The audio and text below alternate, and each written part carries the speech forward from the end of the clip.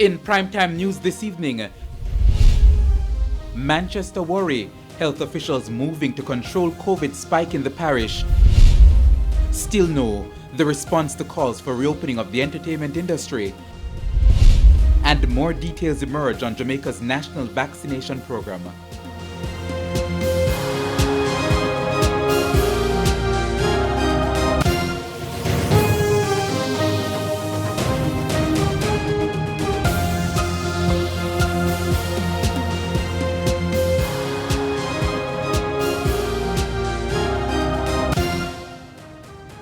Good evening and welcome to Primetime News. We're on air and online at onespotmedia.com. I'm Janella Precious. And I'm Vashon Brown. Also this evening, the top business stories of the day, sports commentary, e-prime and weather.